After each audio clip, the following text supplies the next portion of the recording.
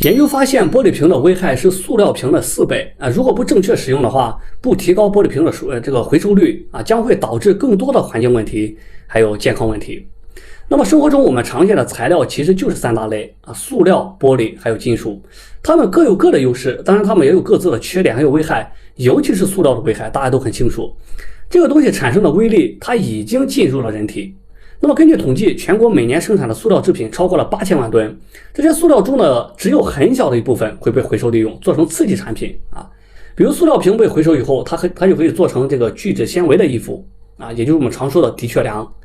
大部分的塑料都会被粗暴的掩埋在地下。如果你有幸去一次你们当地的垃圾填埋场，那种触目惊心的画面肯定会让你终身难忘的。塑料除了对地球环境会造成长久的伤害以外，它还在不断的反噬和伤害着人类。比如塑料会在自然界分解成很小的微粒，还会脱落微小的纤维，这些纳米微粒会被自然界的其他动物吃掉的，然后留在它们的体内，然后又被端上人类的饭桌啊。那么塑料尤其是对海洋生物的影响最大，那么每年会有大约800万吨的塑料进入海洋。那么现在海洋中的塑料估计已经达到了至少1.5亿吨。这些塑料会随着洋流被充分的带到世界各地，然后被分解成微粒进入生物链，这些最终都会循环到我们人体的。还有就是我们平时穿的衣服、家里用的毛毯、毛衣、装水的塑料瓶，这些东西都会脱落纤维的，最终也会进入人体。那以上的说法其实并不是猜测，因为在2019年的一项研究，科学家就发现人类的粪便中已经出现了塑料微粒，大小在50微米到500微米之间。这就为什么近些年来我们有了限塑令啊，鼓励民众在消费的时候自带菜篮子啊，减少塑料袋的使用，少产生一些塑料垃圾。我们也在尽可能的禁用一些不必要的塑料污染，比如塑料吸管这个东西啊，真的没有必要。使用的时候也就5分钟，但是你放在地球上啊，埋在地下，可能需要数百年的时间才能这个分解啊。那么当然在禁用的同时，我们也在努力的寻找这个塑料的替代品，比如纸吸管，对吧？那么未来塑料这个问题啊，肯定是要解决的，不然总有一天你就会发现，地球的每一个角落都会掩埋着塑料，塑料会侵占所有的生存空间以及土地的。但是由于塑料确实具有它自身很难替代的优势啊，比如廉价、轻量、便捷、化学性质相对来说比较稳定啊，不易碎等等这些优点啊，所以人类目前还无法大规模的摆脱塑料。那有人就想，这玻璃瓶看起来就比较环保啊，那为啥我们不用玻璃瓶大范围的取代塑料瓶呢？这样就可以减少很多的塑料制品，对吧？那么虽然玻璃瓶很重易碎，但是它也有自己的优势，比如透明度高啊，化学性质更稳定啊，而且抗腐蚀能力也超级的强。那为了环保，我们喝水喝饮料的时候也可以忍受玻璃瓶的一些缺点啊，比如它易碎，对吧？比较重啊。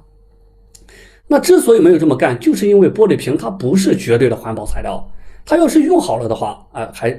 就是取代塑料制品还比较环保，要是用不好的话，它比塑料的污染还要大。因为玻璃在生产的过程中其实是一个高污染、高耗能、高排放的一个过程啊，一个行业啊。那么首先生产玻璃的原材料啊，硅砂、石灰石还有纯碱啊，里面就涉及到要开采的问题。那么采矿势必就会造成土地退化啊、粉尘污染、矿区范围内的河流的污染这些问题。那么其次就是我们在制作玻璃的时候，需要把原材料加热到1400到1600摄氏度，这个热源主要来自于煤炭还有天然气，所以就会释放出大量的二氧化碳或者是二氧化硫啊。在这些原材料中也富含一些碳基以及其他的一些成分，所以在加热的时候，它也会释放出大量的有害气体。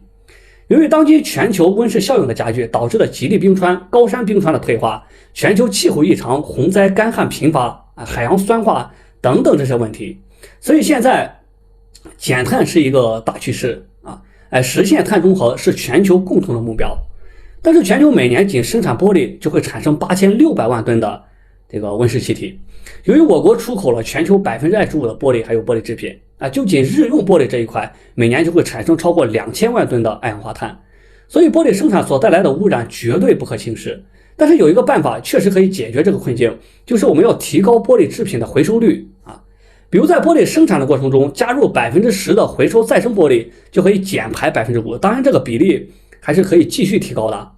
还有我们回收1吨的废玻璃，还可以节省很多的原材料，可以减少开采的一些污染，还有当然可以减少这个能源的消耗。如果我们再配合一些清洁能源的使用，那么未来这个玻璃这个行业，这个在制造的过程中也是有可能实现碳中和的。但是现在的问题是，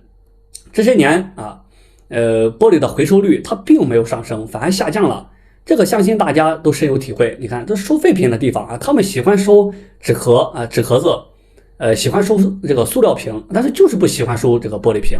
原因就是玻璃瓶不仅重，而且回收的价格非常的低，没有利润啊，有可能还会亏本。所以大部分的玻璃现在还是跟其他的垃圾一样啊，被埋在了地下。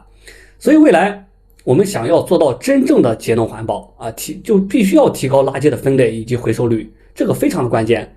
但在这个方面，我们现在还做的真的很差啊，这是我们未来还需要努力的一个方向。如果你回顾一下地球历史上发生过的5次生物灭绝事件，那么至少有3次大消亡跟全球二氧化碳的浓度的升高是有关系的。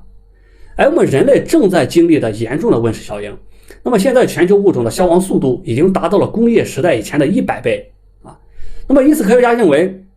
地球现在正在经历新一轮的物种大灭绝，也有第6次生物大灭绝，而且现在已经处在了中期。他们还为这次灭绝事件把名字都起好了，叫全息式灭绝。很明显，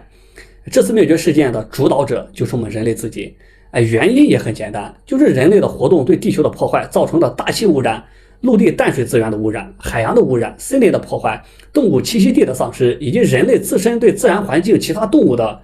这个过度的捕捞还有消费啊，最终这些恶果都会降临在我们人类的身上。那么物种的大量消失、生态系统的崩溃以及温室气体的排放导致的温室效应的失控，最终也会让人类无法在地球上生活的。所以科学家认为，我们在认真对待塑料问题的同时，也要认真对待玻璃制品的重复使用以及回收的问题。好，那今天内容就到这里啊，希望大家以后就是少用塑料制品啊，就是尽量少用塑料制品。当然，我们现在还真的离不开塑料，对吧？那么玻璃瓶我们也尽量要做到这个重复的使用和灌装。好，我是理论科学，点亮关注，我们一起学习有趣的科学知识，拜拜。